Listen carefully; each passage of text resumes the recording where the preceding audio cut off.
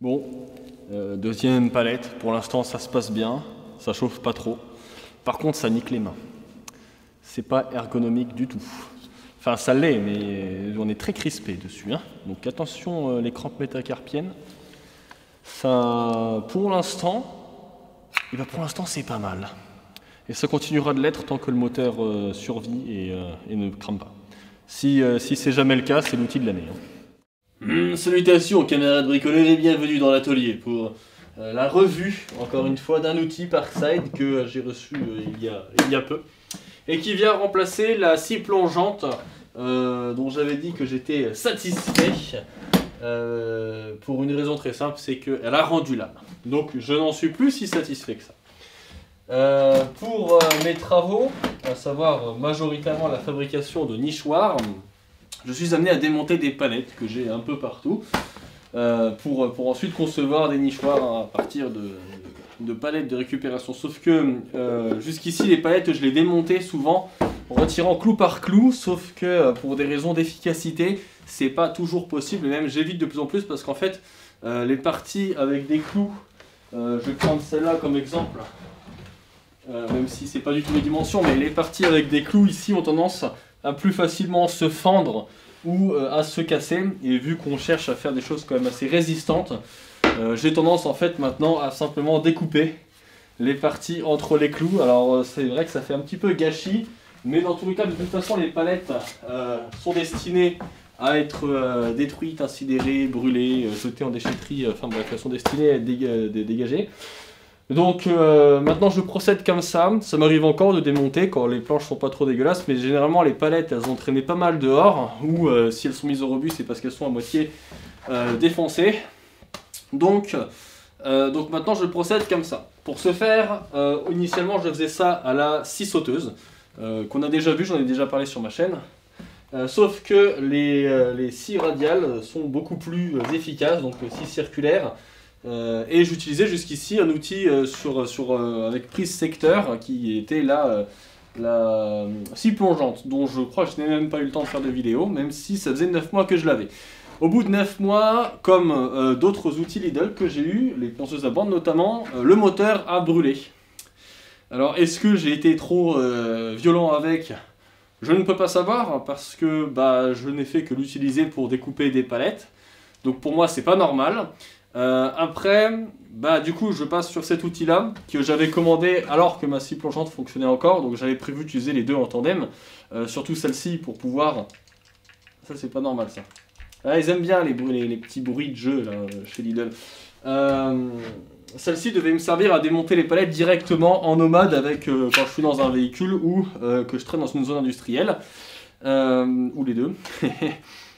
Donc du coup, voilà. Donc je suis passé à cet outil qui est la scie circulaire PHKSA12B3. Alors je pense que le B3 c'est troisième révision parce que j'ai l'impression qu'il y a des B1, B2, B3, donc à mon avis c'est une version améliorée. Donc voici l'outil. Voilà, donc c'est une scie circulaire à main.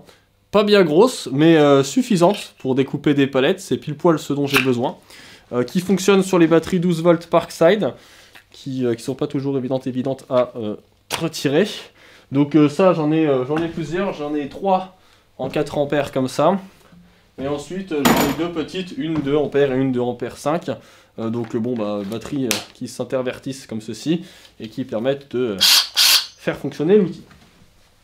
Donc l'objectif c'est déjà de présenter un peu l'outil, on va démonter 3 trucs avec. Pour l'instant je ne l'ai pas trop utilisé, j'ai déjà démonté quelques palettes, j'avais fait ça en short. C'était convenable. Elle manque un peu de pêche, après ça reste un outil sur batterie 12 volts. Comme je le disais, je trouve que le moteur prend pas mal de place et c'est plutôt rassurant parce que ça veut dire qu'il est plutôt bien ventilé et bien proportionné ou bien dimensionné on va dire. Reste à voir ce que ça vaut. Donc là j'ai une petite ribambelle de palettes à découper. Je vais commencer par deux que j'ai ici. Et on va regarder ce que ça donne. Alors chose intéressante qu'on peut voir lorsque je fais fonctionner l'outil. Donc ici on a 3 LED qui indiquent le niveau de batterie. Et dessus on a un petit panneau danger, attention. qui est censé s'allumer quand l'outil est en surcharge de travail, donc quand il commence à forcer. C'est le premier outil Parkside sur lequel j'ai ça. Et apparemment, selon le manuel que j'ai mis là, parce que comme beaucoup de manuels, il ne rentre pas dans la boîte, l'outil est censé s'arrêter si la charge de travail est trop importante. Donc en principe, le moteur devrait être préservé et je ne devrais pas avoir les déconvenus que j'ai eu avec les autres outils. Personnellement, j'y crois moyen. Donc je vais commencer à démonter un peu pour montrer l'efficacité du truc. Et ensuite, eh ben, on va voir. Hein, donc on va faire un peu d'espace. Et après là, j'ai vraiment pas mal de palettes à découper que j'ai depuis un moment. J'ai du retard sur mon démontage de palettes. Je vais créer un espace de découpage. Alors, voilà, donc on a notre espace de découpage. Je vais saisir l'outil. Voilà. Et on va pouvoir procéder au démontage de cette palette. Donc, il y a un capot de protection. Donc il faut, en principe, on peut directement mettre ça, mettre la scie en contact et il se relèvera tout seul au fur et à mesure qu'on avancera. Mais sinon, on peut plus ou moins manuellement le retirer. Donc on va essayer de découper le plus proche possible pour y avoir le maximum de bois, hein, bien sûr. Bien sûr, on peut faire des découpes obliques et autres, mais ça on verra après. On va déjà tester voilà, sur un découpage simple.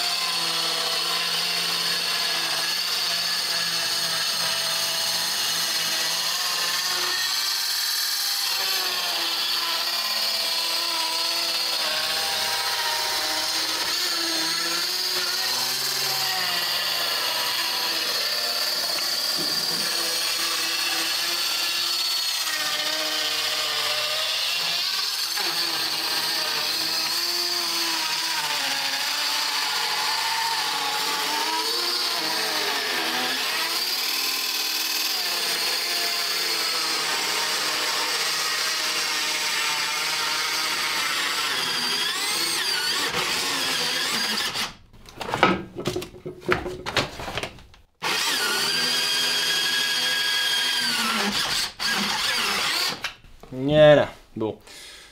Et bah, comme vous pouvez le voir, ça s'est plutôt bien passé. Hein. N'oublions pas qu'on est sur un outil sur batterie. Hein. C'est déjà, je trouve, les performances sont assez correctes. Moi, la seule chose qui va vraiment m'intéresser, c'est combien de temps est-ce que il va me durer cet outil. Donc bon, on a une découpe digne de ce nom. En plus, moi, ça m'arrange parce que la profondeur de coupe est quasi pile poil l'épaisseur des planches de palette. Donc, bah, je vais découper l'autre côté. Tac. Et je disposerai de mes planches. Bon, celle-là, elle va casser, malheureusement, mais c'est le jeu. Le guide n'est pas très précis, très franchement. Alors bon, il y avait ça sur la scie plongeante. Il y avait un petit niveau, enfin, il y avait un petit indicateur laser qui montrait la coupe au laser. Et je trouvais ça vraiment sympa, ça y est pas dessus. Après, bon, c'est pas un outil qui coûte excessivement cher, on est en dessous des 40 €. Ça reste convenable, mais très franchement, j'aurais apprécié. Si on veut régler la profondeur de coupe, on peut le faire en dévissant la vis qui est ici, et en descendant le plateau, pour avoir de 0 à 25, c'est combien 26. Donc 2 cm 6, 26 mm de profondeur de coupe. À régler comme ça, donc forcément plus on met haut le plateau, plus ça découpe. Donc je peux même m'amuser si je veux à regarder exactement précisément quelle épaisseur font les planches de palette. On est là-dessus, tac. Comme ça je réduis un petit peu la profondeur de coupe, ça va pas avoir un impact très important, mais normalement on doit être pas mal. Je sais pas si c'est le meilleur truc à faire, mais pour la science, comment dire. Donc bah, je vais découper mon deuxième là. Je pourrais même m'amuser à faire de la découpe oblique. Alors c'est rare que je fasse de la découpe oblique à l'outil comme ça. Je préfère faire ça proprement. D'autant que là, c'est très grossier hein, l'indicateur. Je vous montrerai ça plus en détail. J'imagine que ça doit être... Ouais, c'est ça. Enfin, c'est pas si grossier que ça. Je suis mauvaise langue. Donc je peux faire une découpe à 20 degrés, 25 degrés. Faire une découpe on va faire une découpe à 25 degrés. Par contre, du coup, il va falloir que je remonte le plateau parce que bah, forcément, Si j'oblique, ça découpe moins en profondeur. Je sais pas si ça va passer, mais on va faire le test. Écoute, de toute façon, cette planche, elle est cuite. Donc, petit test en découpe oblique.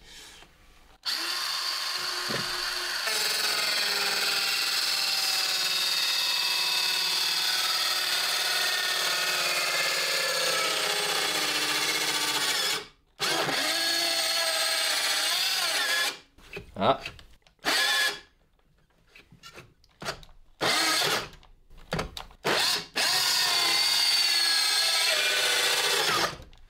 Ça peine. Là, je pense que bon, de toute manière, elle aurait cassé. Donc bon, la découpe oblique fonctionne. Hein. On a bien un angle. Alors après, je ne vais pas vérifier les angles non plus, mais on a effectivement une découpe qui est obliquée. Par contre, il a l'air de beaucoup plus peiner. L'outil semble manquer un petit peu de puissance. Hein, et ça, je l'avais remarqué dès le début. C'est suffisant pour découper des palettes, mais de justesse. Maintenant, dès que je vois un peu de fumée avec des outils Parkside, ça me fait peur, mais non, là, ça va. Donc, je peux essayer de reprendre la découpe, mais je pense pas que ça va faire de miracle. Elle est à peu près comme ça.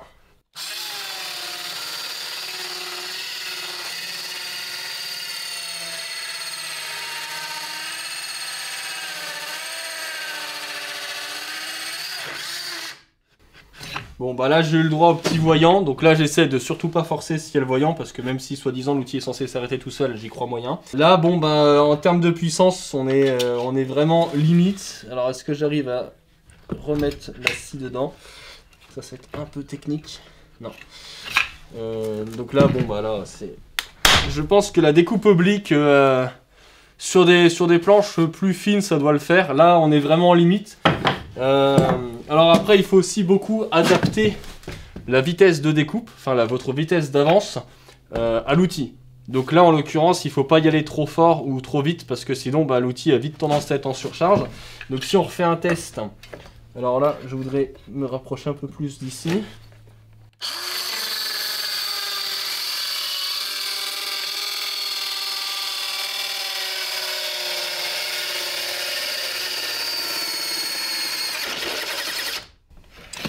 Ça c'est souvent le problème quand on est sur la fin d'une planche. On a le même souci avec la scie pendulaire ou scie sauteuse. Hop, on va refaire encore un petit test. Parce que là je voudrais découper vraiment plus...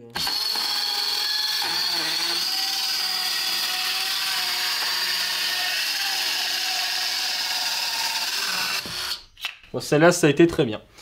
Donc c'est assez variable, ça dépend vraiment du bois que vous découpez, de sa densité. Donc bah ça malheureusement on choisit pas forcément, puis on peut pas savoir à l'avance. Donc vous voyez, il y a des planches qui se découpent très bien. L'outil est tout juste suffisamment performant et puissant pour le travail que je lui demande. Donc j'ai pas vraiment de marge de manœuvre en me disant tiens ça va, ça passe, on est large. Là on est vraiment, c'est tout juste dans ses cordes.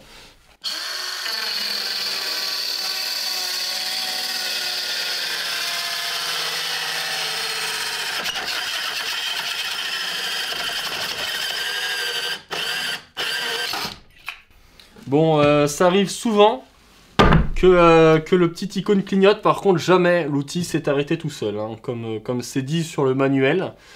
Système auto je sais pas quoi, éviter des systèmes anti-autodestruction. Moi l'outil jusque là s'est jamais arrêté. Alors est-ce que simplement je suis sur une petite alerte en mode ça commence à être tendu, ou est-ce que simplement c'est pas prévu jusqu'au bout, je ne sais pas. Mais du coup, bah, découpage de mon dernier morceau et puis voilà. Hein.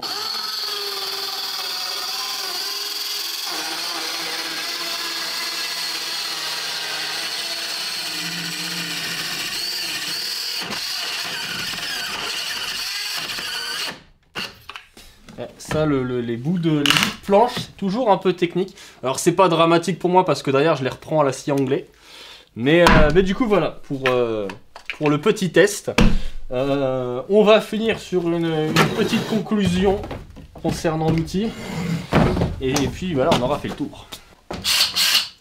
Donc voilà pour ce petit test hein, de notre scie circulaire Parkside sur batterie.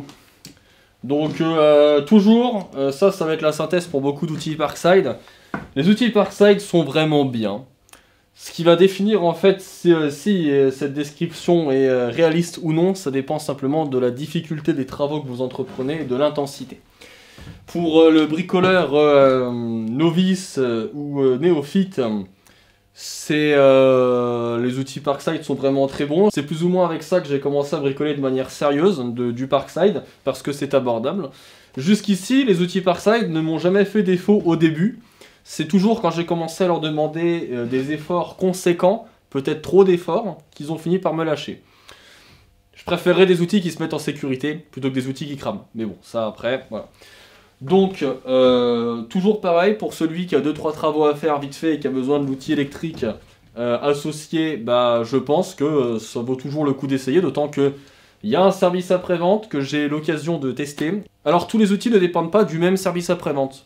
Je n'ai pas creusé plus loin, mais ma scie à onglet, je n'ai pas dû contacter le même service après-vente, le même support que mes ponceuses à bande.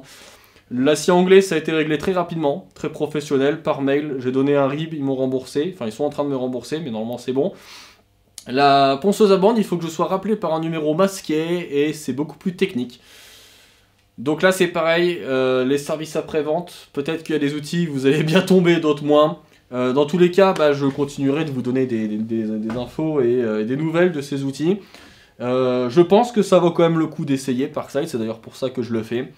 Je vais démonter le reste de mes palettes avec, et je pense que je vous ferai un retour plus tard. Donc soit par short, dans ce cas-là on se retrouvera pour l'enterrement, soit sur un article sur le forum, ou déjà je pense que sous les commentaires de cette vidéo, si j'ai un truc important à dire ou à notifier, je le ferai. Donc voilà, si jamais ça fonctionne avec les autres batteries, hein, j'avais testé, même les petites, en termes d'autonomie, j'ai pas encore eu vraiment l'occasion de faire des tests poussés, puisque c'est pareil, l'autonomie semble dépendre de la charge de travail, encore une fois. La dureté du bois, bah ça dépend, vous pouvez avoir des planches dures, d'autres plus tendres, donc ça va pas du tout avoir le même impact sur la batterie. Le niveau de la batterie sur l'indicateur LED, il évolue énormément, puisque bah là, si je fais un vide, il va me dire que je suis dans le vert. Par contre, quand je fais des découpes, bah, plus l'outil force, plus il descend la batterie. Et si par exemple je finis une planche sur le rouge et que la planche d'après est un peu plus tendre, je repasse dans le vert. Donc c'est pour ça que je peux pas vraiment faire de retour sur l'autonomie. Je vais continuer de découper et puis bah, je vous dirai ce que ça donne. Voilà, très chers camarades. Et ben pour l'instant j'en suis satisfait, mais c'est comme tout, on est toujours plus satisfait au début que quand ça crame. Je vous tiens au courant et puis on se retrouve probablement pour une autre vidéo d'outils ou autre chose. Et puis sinon, je vous dis à la prochaine.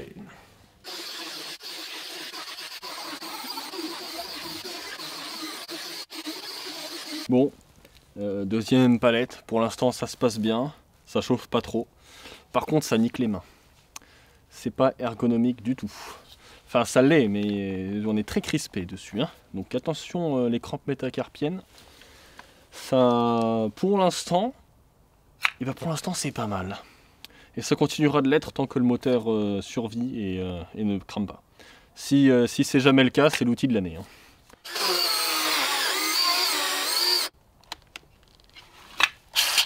Donc effectivement, comme on peut le constater, au bout d'un moment, il s'éteint tout seul.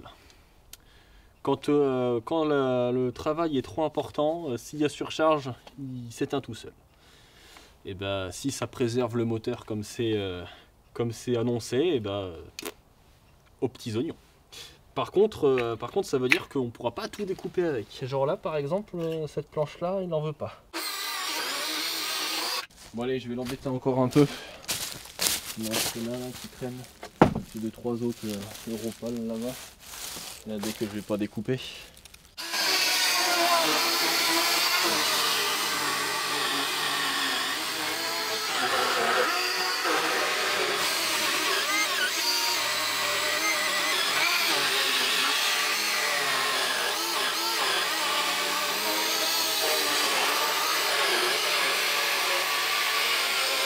Elle est bien brave quand même, cette petite.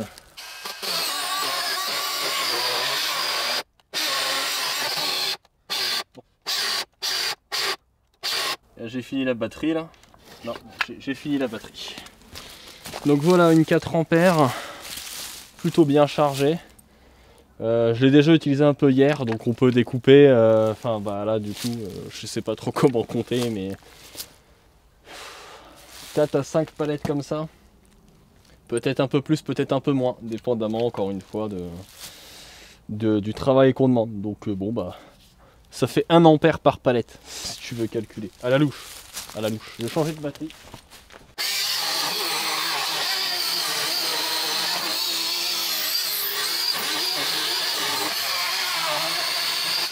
Hop.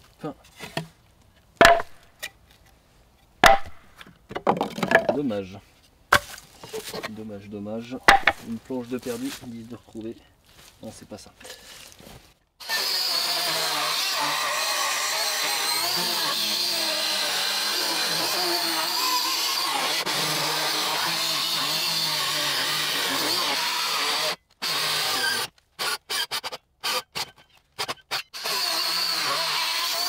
Pourquoi pas? Celle-là, on ne l'avait pas faite encore. De toute façon, elle est cuite, celle-là.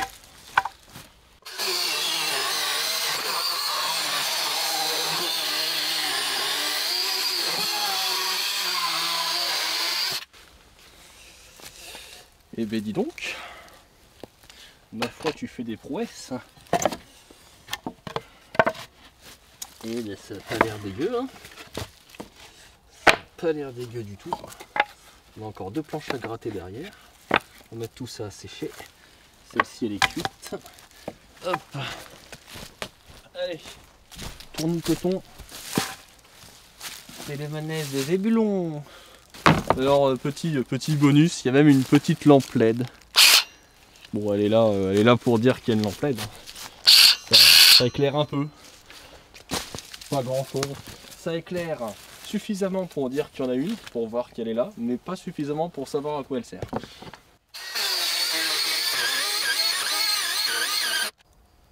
T'as raison, arrête-toi. Si t'as chaud, arrête-toi. Pourquoi? Là, des fois, ça, c'est pas pourquoi, ça, c'est un peu de mal.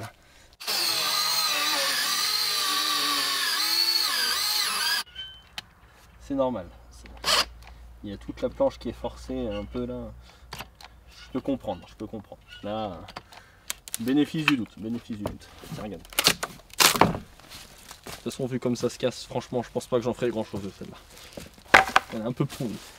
Ah, c'est le jeu, c'est le jeu. On va l'achever au sol, faire ça propre. De toute façon, non.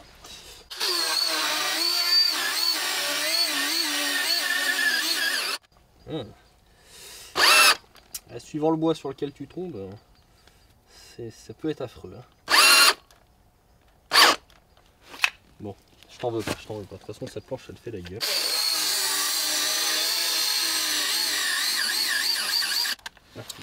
Suivant le bois, du coup. Ouais, bon, de toute façon, je suis la tronche du truc. Je la finis, cette palette, c'est juste histoire de dire que de toute façon, je l'incinérerai. Peut-être que simplement l'outil détecte si c'est de la planche de merde ou pas. Il a ses petits goûts de luxe et si c'est de la planche de merde, il dit non, je veux pas participer à ça. Cette découpe est indigne de moi. Tiens, tu veux voir de la découpe? Voilà, ça c'est de la découpe. On va laisser peser. Voilà pour ce... j'ai pas le retour de la caméra, je vois pas ce que je fais. Pour ce petit test supplémentaire. Ben écoute, pour l'instant plutôt satisfait. Très juste par rapport à ce que j'ai besoin, mais ça le fait, donc moi ça me va. Hein. Ça manque un peu de pêche, mais ça reste du 12 volts. Voilà.